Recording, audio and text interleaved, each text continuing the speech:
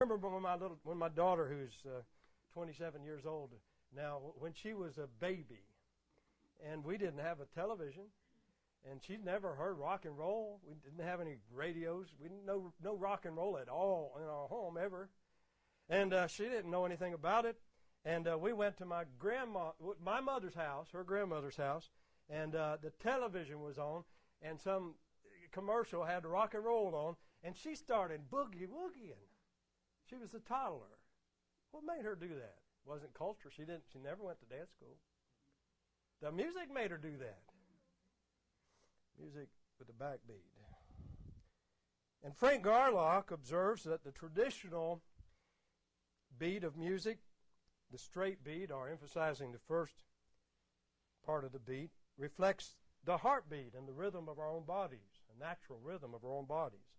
Whereas the backbeat, the rock beat, goes against the body's rhythm. That's why it's so sensual. That's what he observes with his doctorate in music, Eastman School of Music. And that's why this rock music is so physical, and that's why the rock and rollers call their music sexy music. Here's a few quotes. Deborah Harry, who was the leader of Blondie, she's got to die out anymore, but Deborah Harry, the main ingredients in rock are sex and sass. The main ingredients in rock are sex and sass. I don't know where that has a part in the Christian life. Jan Berry, Jan and Dean, the old Jan and Dean group. Jan Berry, that had the terrible automobile accident, was crippled. He said the throbbing beat of rock provides a vital sexual release for adolescent audiences. Well, that's true. He's making a true statement. He's telling you what rock music is, parents. First book I ever wrote, Mom and Dad Sleep While the Children Rock in Satan's Cradle. It was a warning to parents.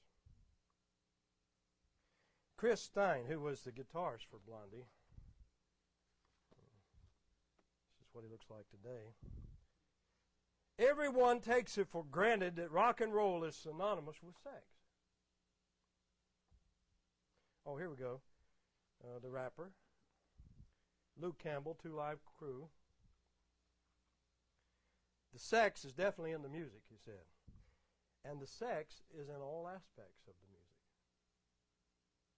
I wonder if he knows what he's talking about. I think he does. I think he's an expert in rap music, rock music. I think all these people know what they're talking about. They don't have any agenda. They're not trying to pretend that the rock music is something it's not and spiritualize it. They know it's not spiritual at all. Sexy. Party music. And they're admitting and stating the truth about rock and roll music. Erwin Sibler was the editor of the folk magazine Sing Out. Sing Out. And he said the great strength of rock and roll lies in the beat. It is a music which is basically sexual and un-Puritan or un-Christian. Are they just talking off the wall?